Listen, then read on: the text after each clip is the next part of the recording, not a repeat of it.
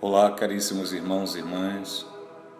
Eu, Padre Agostinho Cruz, desejo que a paz de Cristo esteja no teu coração e chegue também a todos os teus familiares. Neste segundo domingo da Quaresma, Deus nos desperta e chama-nos para ouvirmos o seu Filho amado, alimentando o nosso espírito com a sua palavra, a fim de que seja purificado o olhar de nossa fé, que, uma vez turvado pelo pecado, deseja agora se alegrar pela visão da glória de Deus. Neste domingo, a Igreja, nossa Mãe, nos apresenta o Evangelho da Transfiguração. Depois de nos ter anunciado o Evangelho das tentações de Jesus no domingo passado, este domingo será a nossa segunda etapa neste caminho quaresmal, rumo à Páscoa de nosso Senhor Jesus Cristo.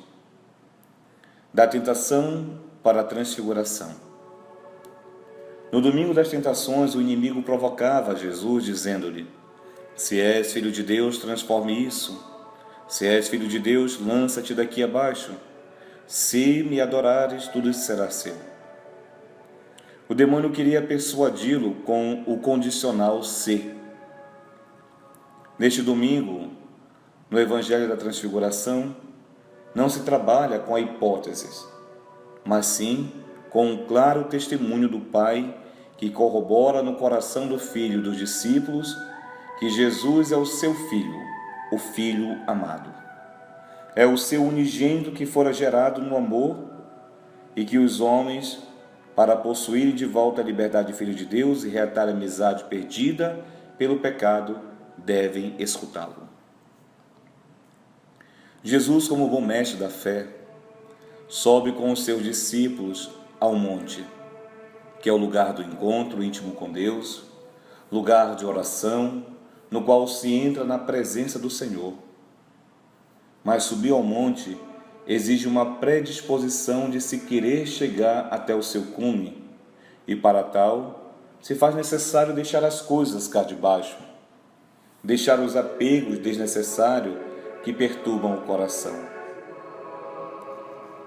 Subir ao monte é ter a ousadia de deixar para trás tudo aquilo que é supérfluo e que pode atrapalhar nosso encontro com Deus.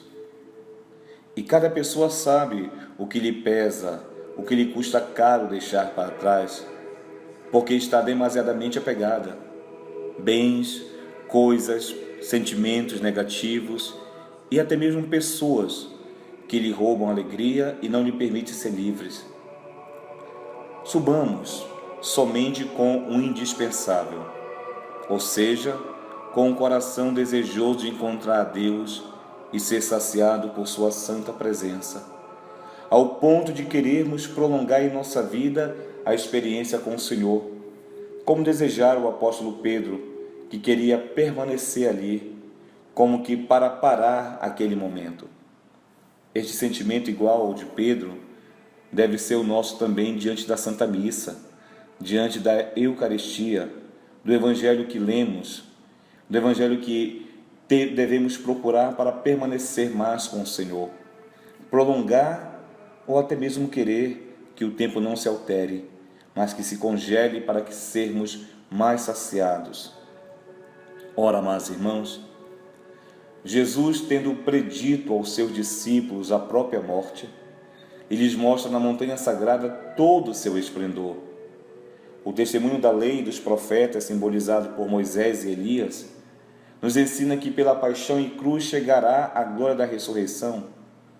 A paixão de nosso Senhor Jesus Cristo está dentro do projeto de salvação de toda a humanidade, pois é sabido que o Filho unigênito de Deus, feito homem, deveria sofrer e padecer pelos nossos pecados, e que dessa maneira destruiria a morte, fazendo brilhar a vida e a imortalidade por meio do Evangelho.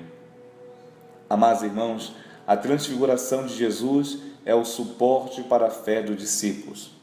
é também um suporte para a nossa fé. No Monte Tabor se reveste de toda a sua glória, da qual havia se esvaziado quando assumiu a nossa humanidade, e dá a conhecer aos seus discípulos que Ele é o Filho de Deus, e que a nossa resposta a este dom de sua transfiguração deve ser a nossa prontidão para escutá-lo. O Pai disse: escutai-o. Mas por que devemos escutá-lo? Primeiro, porque Jesus é o Filho de Deus, o Messias enviado para salvar a todos. Segundo, porque a sua palavra é palavra de vida eterna, é palavra de salvação. Jesus concede-lhes que os discípulos sejam testemunhas oculares de que Ele é o Filho de Deus, que devia vir a este mundo para redimi-lo, e serem testemunha de que o próprio Pai o enviara e o confirmara na missão salvífica, chamando de seu Filho, mostrando toda a sua realeza e esplendor antes de sofrer a paixão pela humanidade. Ele que seria ultrajado, escarnecido e humilhado. É o sempre exaltado diante do Pai, pois é o Filho amado. Deste modo, os discípulos entenderão que quando Jesus for condenado e crucificado, não será por fraqueza ou porque não tinha um exército a seu favor, mas por livre consentimento e plena vontade para a salvação do mundo.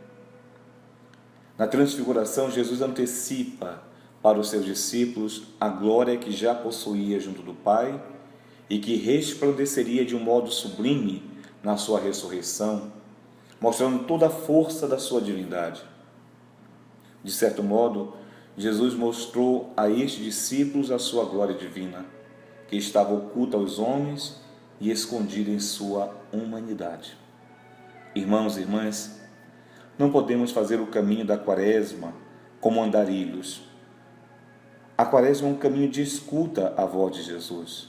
É uma voz que nos impulsiona a não pararmos das nossas dificuldades, em nossos problemas ou no desespero aos quais somos cometidos. É uma voz que nos encoraja para irmos em frente seguindo seus passos. Não se faz a Quaresma sem escutar a Cristo, e isto exigirá de nossa parte um esforço para não ouvirmos as outras vozes que tanto nos fascinam, que nos seduzem, que nos provocam, que até norteiam a nossa vida, colocando-nos em risco de perdermos a salvação. São as vozes da TV, da internet, dos rádios, vozes da superficialidade, vozes da indiferença à dor dos irmãos, vozes que nos levam a nos trancafiarmos em nosso mundinho, olhando para dentro de nós mesmos. A voz de Cristo é inconfundível. É uma voz que penetra no mais íntimo de nosso coração e que nos torna capazes de não o segui-lo. É uma voz que exige prontidão e liberdade para deixar que Ele nos fale ao nosso coração. Não há discipulado, não há seguimento a Cristo sem ouvir a sua voz. Ouvir a voz de Cristo é levar a sério as suas palavras. Ouvir a voz de Cristo para subir ao monte, para ser transfigurados, para viver a paixão e chegar à ressurreição. Por fim, amados irmãos, nesse Evangelho encontramos subida e descidas, que são os movimentos deste Evangelho. Precisamos subir, deixando o que nos pesa nesta vida, aqui embaixo, e a missa é um movimento de subida. É a livre adesão de querer estar com o Senhor, de ouvir sua palavra, de ver sua glória e nos permitir experimentar a alegria verdadeira que só na Eucaristia encontramos. Mas sabemos que não podemos permanecer para sempre na celebração da Eucaristia.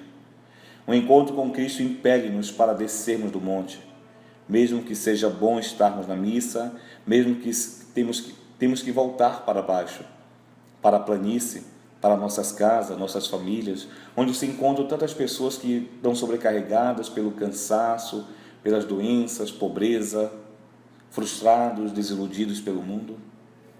Quem escuta a voz do Filho amado do Pai e se refugia de sua glória, tem que descer, levando a estes nossos irmãos que se encontram em dificuldade os frutos da experiência que fizemos com Deus, partilhando aquilo que de graça recebemos do Senhor. Eu desejo, amados irmãos, do fundo do meu coração, que o Evangelho da Transfiguração te transfigure e que ao receber o Cristo como palavra ou na Eucaristia, você também possa transfigurar a vida de tantas pessoas que precisam do seu testemunho de cristão. Não esmoreça. É bom estarmos com o Senhor, é bom sermos enviados pelo Senhor, é bom ouvirmos a sua voz e Ele fala ao nosso coração. Que o Senhor te abençoe em nome do Pai, do Filho e do Espírito Santo. Amém.